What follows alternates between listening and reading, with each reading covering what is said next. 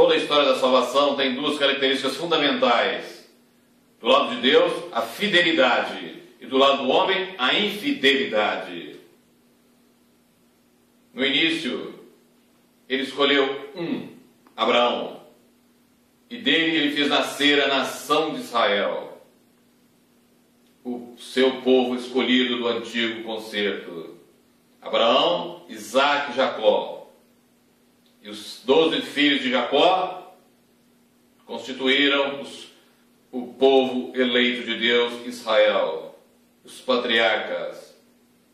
E no novo concerto, feito através do sangue de Jesus Cristo, feito na cruz do Calvário, nós vemos que em Atos 15, 14, nos é narrado que Deus visitou os gentios para tomar dentre os gentios um povo para si, ou seja, a igreja, os cristãos.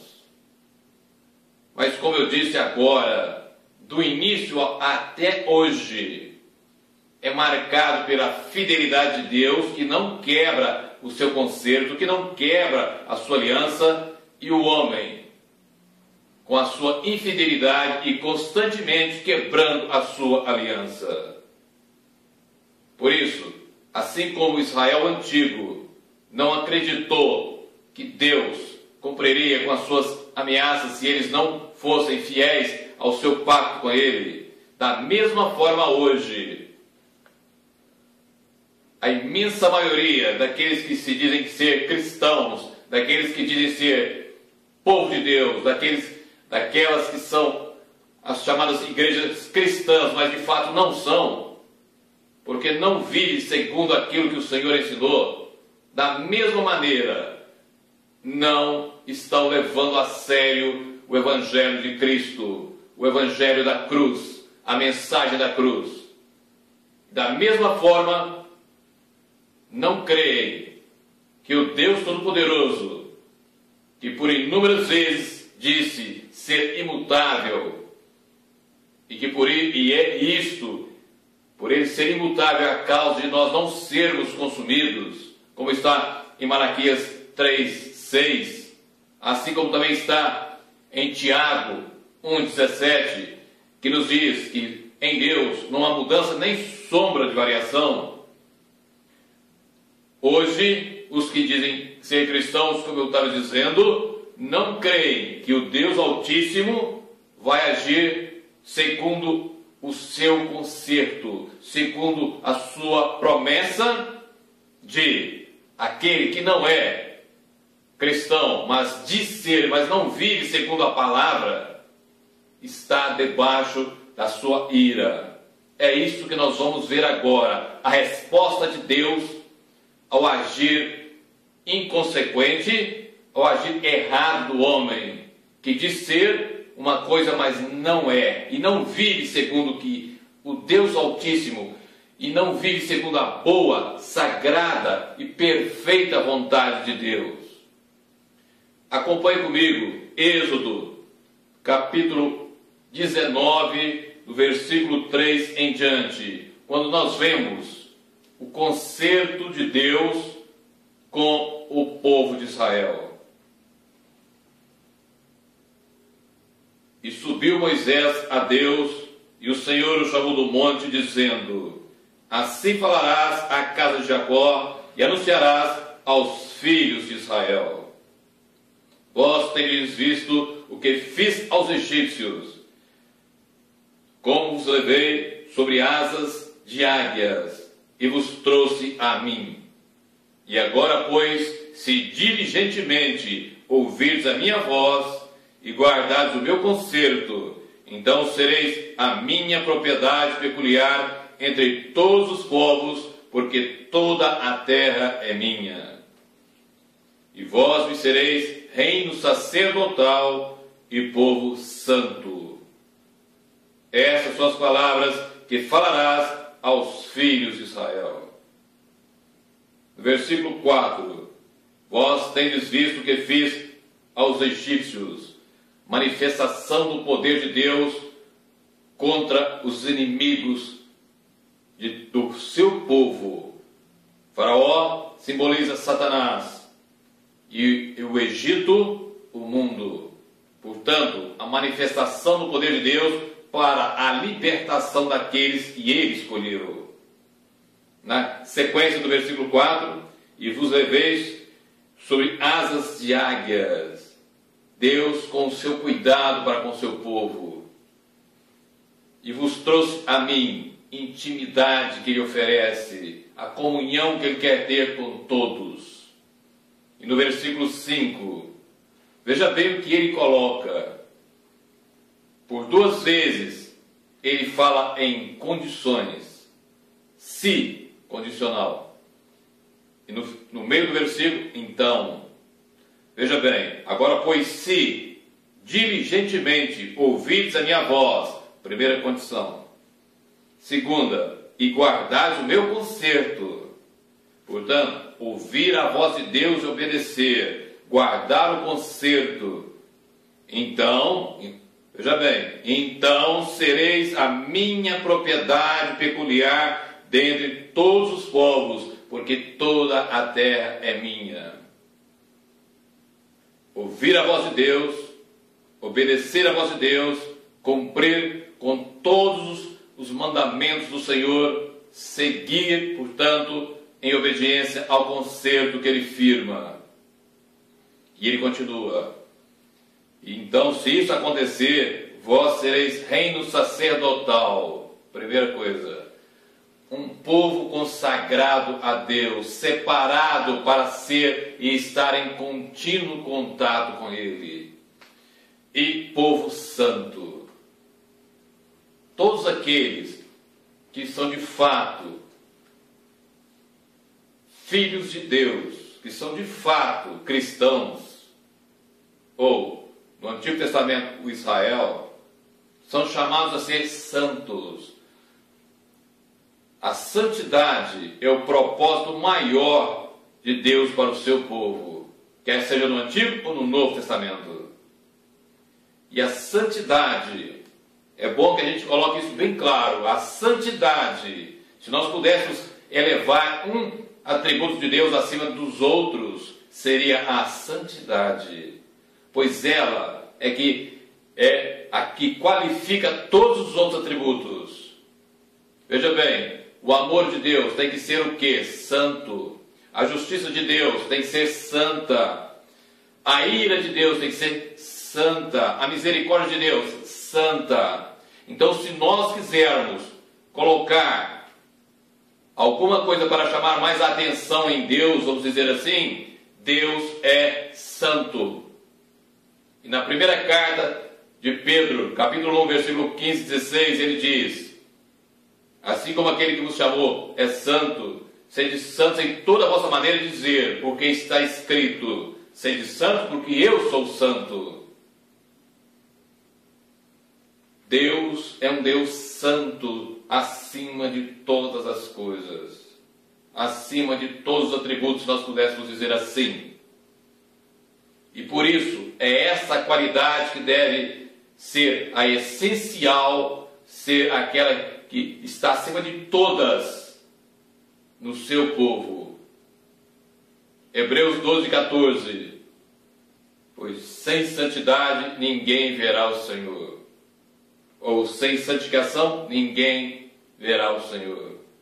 Portanto, aqui nós vemos que Deus faz uma aliança com todo o povo de Israel, mas ele coloca as condições para que o seu conserto seja levado até o fim e que ele então possa cumprir com as suas promessas.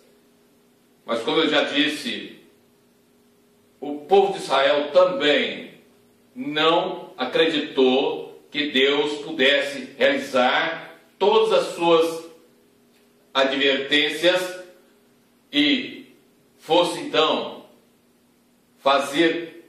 tornar real as suas ameaças se eles não cumprissem com o seu conserto. E eles literalmente e sistematicamente se afastaram de Deus. Deus por inúmeras vezes mandou profetas, homens cheios do Espírito, que falavam em seu nome para trazer de volta o povo, e eles sistematicamente afastavam. Até o ponto em que Deus mandou juízo, exerceu a sua plena ira contra Israel, o seu povo. Mas é bom que nós vejamos agora aqui 5 características ou 5 aspectos da ira de Deus, para que nós possamos entender o agir de Deus, não somente contra o mundo, mas também contra aqueles que dizem ser cristãos, mas não são. Aquelas igrejas que dizem ser cristãs, mas na realidade não são. Não passam de empresas, não passam de tão somente multinacionais que exercem o poder neste mundo, mas não têm o verdadeiro poder de Deus. Primeiro aspecto da ira de Deus, a ira eterna, que é aquela que o Senhor derrama sobre o pecador que não se arrepende no inferno. E veja bem, quem mais falou sobre o inferno foi Jesus Cristo. Foi Jesus, o Filho do Deus eterno. Não foi Paulo, não foi Pedro, mas foi o próprio Senhor.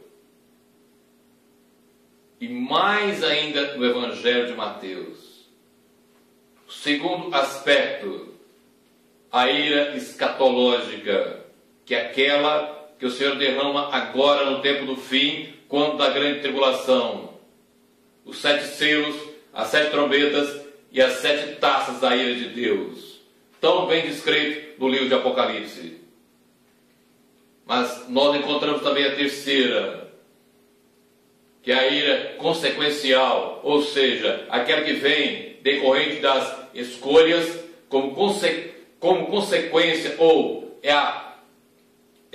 o agir, é a prática da lei da semeadura, que nós encontramos em Gálatas 6, 7 e 8, quando diz: não erreis, Deus não se deixa escarnecer. Aquilo que o homem plantar, isso ele vai colher. O que plantar na carne, colherá corrupção. O que plantar no Espírito, a vida eterna. Portanto, a prática desta lei da semeadura é este aspecto da ira de Deus. Quando o homem escarnece a Deus, ele atrai sobre si o castigo eterno. Esse aspecto, e se ele ainda se mantiver assim, ele cairá no inferno, ou seja, a ira eterna. O quarto aspecto seria a ira cataclísmica, ou seja, são os grandes desastres que o mundo chama de desastres naturais, mas na realidade é o agir de Deus chamando a atenção do homem para que ele acorde, porque existe um Deus vivo, existe um Deus que interfere sim no mundo, que não é um Deus morto, que não é um Deus que está pregado na parede. E isso ocorre, como por exemplo, um tsunami, quando quase 300 mil pessoas morrem, 2 aviões contra as Torres Gêmeas dos Estados Unidos, e tantas outras coisas que vêm ocorrendo no mundo, são o aspecto da ira de Deus, que é a ira cataclísmica. Mas existe um quinto aspecto, que é chamado de a ira do abandono, e que é exatamente este que Deus tem agido principalmente e com grande poder com relação àqueles que de fato não o querem e que viraram as costas para ele, incluindo aqui igrejas que se dizem cristãs. Nós encontramos esse aspecto da ira de Deus mais bem relatado na carta aos Romanos, no capítulo 1, do versículo 18 ao 32. Quando nós vemos que por que Deus então está abandonando o homem e está abandonando aqueles que de fato um dia foram cristãos, mas agora não são. Por que ele está fazendo isso? Porque tem a verdade de Deus como mentira. É o ciclo que aconteceu com Israel e que agora acontece com a igreja. Tem a verdade, rejeita a verdade e passa a se transformar no objeto da ira de Deus. O homem tem a verdade, rejeita a verdade e recebe como pagamento a ira de Deus, o castigo de Deus. Veja como que isso nos é narrado.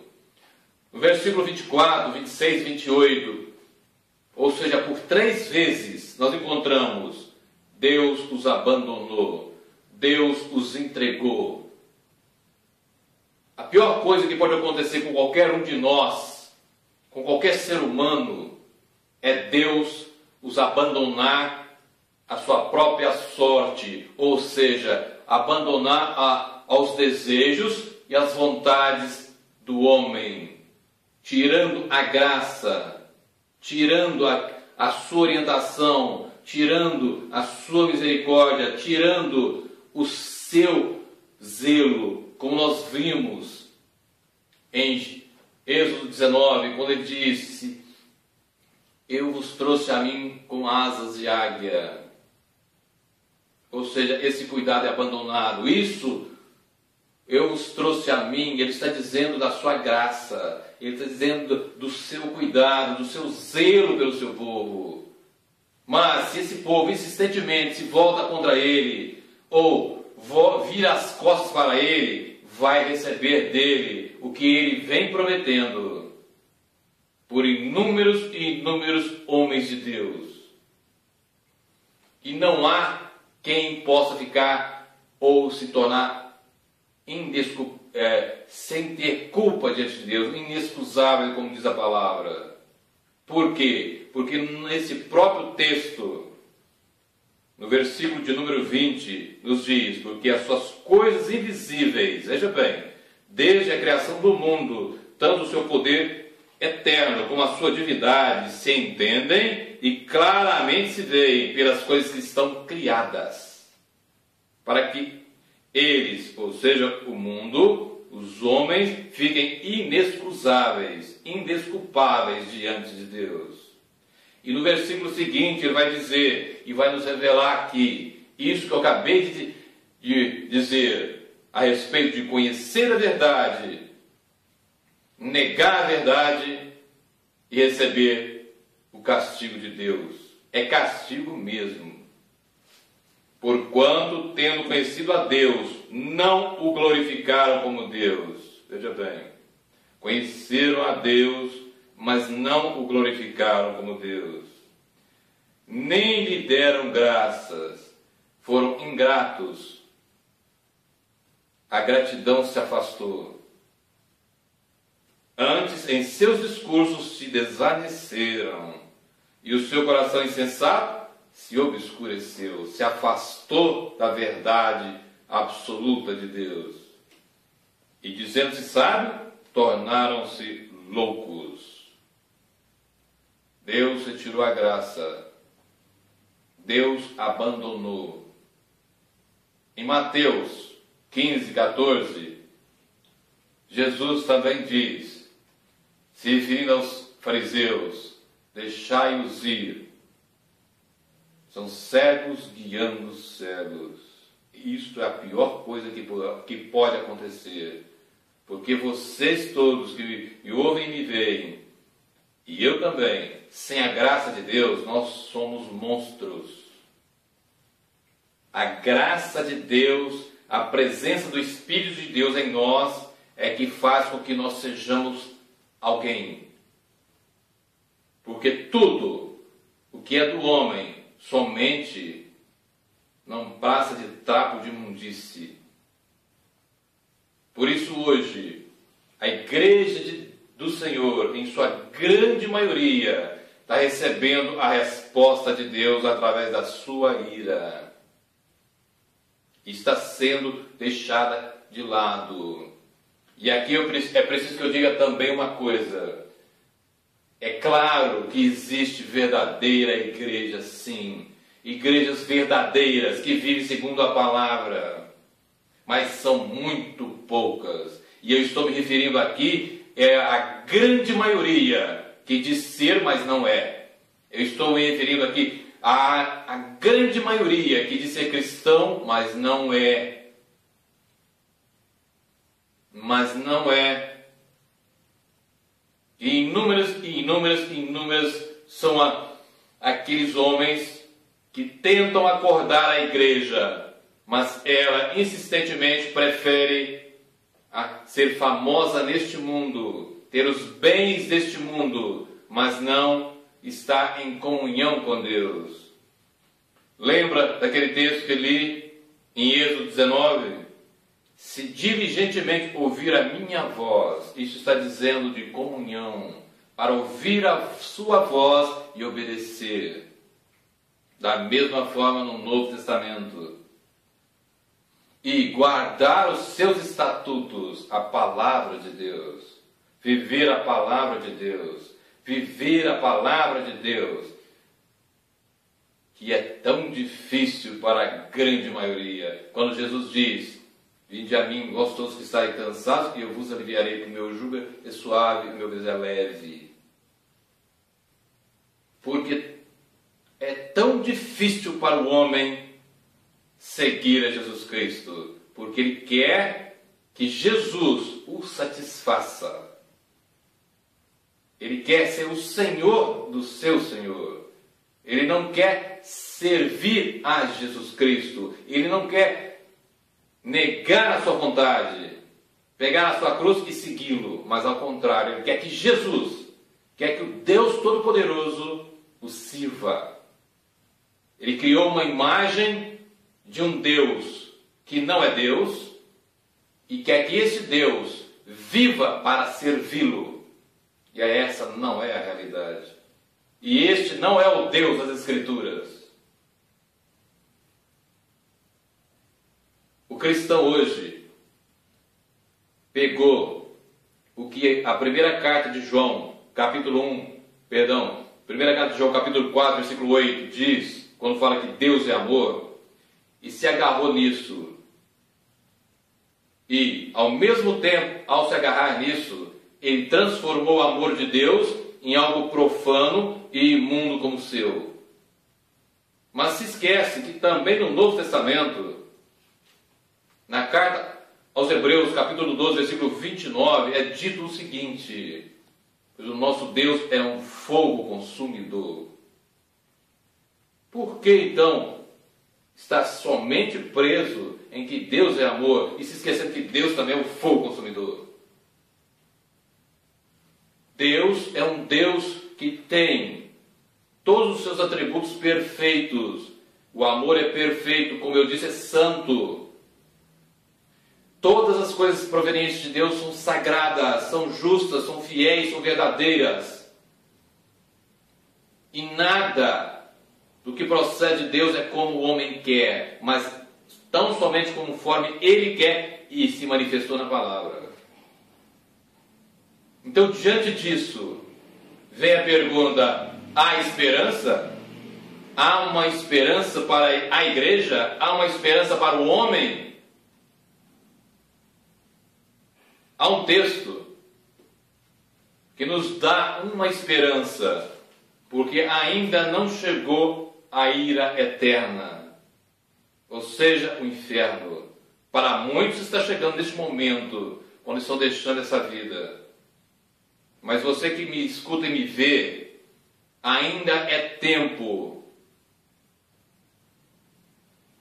Venha comigo para o Salmo 81. A partir do versículo de número 8. Veja o que o Senhor fala. A esperança está nesse texto.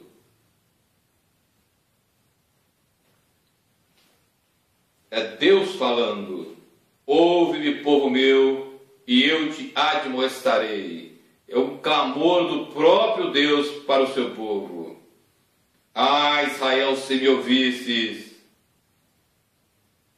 E ele continua: não haverá entre ti Deus alheio, nem te prostrarás ante um Deus santo. Idolatria, prostituição espiritual. Eu sou o Senhor teu Deus, que te tirei da terra do Egito. Novamente. Abre bem a tua boca e eu te encherei. Veja bem. Eu fiz isso. Fui eu que fiz. É Deus falando. Se conserte comigo para que eu haja com você. Ele continua no versículo 11. Mas o meu povo não quis ouvir a minha voz, e Israel não me quis. Pelo que eu os entreguei aos desejos do seu coração e andaram segundo os seus próprios conselhos. Da mesma forma que eu estava me referindo à igreja que se diz ser cristã e não é. No antigo concerto, Deus se viu, eu uso esse termo entre aspas, obrigado a deixar e abandonar o seu povo pela falta de obediência deles ao concerto que havia firmado em Êxodo 19. E ele continua. Veja bem agora o que ele diz no versículo 13. É aqui que reside a esperança. Ah, se meu povo me tivesse ouvido, se Israel andasse nos meus caminhos, aqui. Se o meu povo me tivesse ouvido, se Israel andasse nos meus caminhos. Veja bem agora o que ele fala. No versículo 14. Em breve eu abateria os seus inimigos e voltaria a minha mão contra os seus adversários. Só existe uma esperança, a palavra de Deus. A igreja precisa voltar urgentemente a viver e obedecer a palavra de Deus. Pois, caso contrário, todos aqueles que dizem ser, mas não são, serão literalmente objetos da ira de Deus. Todos. Sem exceção. Por isso eu repito. Ah, se o meu povo me tivesse ouvido, se Israel andasse nos meus caminhos, eu digo então, ah, se aqueles que dizem ser cristãos ouvissem o Senhor, se a igreja andasse nos caminhos de Jesus, tudo seria diferente e Deus, através do seu Espírito, estaria de fato derramando bênçãos sobre bênçãos e agindo em cada um conforme Ele quer, para a sua glória. Portanto, a palavra hoje é: arrependa-se dos seus pecados, se coloque nas mãos do Altíssimo Deus, para que Ele possa agir em cada um de vocês. E assim como está em Provérbios 28:13, então ocorra. Onde nós lemos que aquele que esconde as suas transgressões jamais prosperará, mas aquele que confessa e deixa alcançará misericórdia. Ou seja, aquele que confessa que pecou, confessa o seu pecado, mas não somente confessa, confessa e deixa, então de Deus alcançará a misericórdia.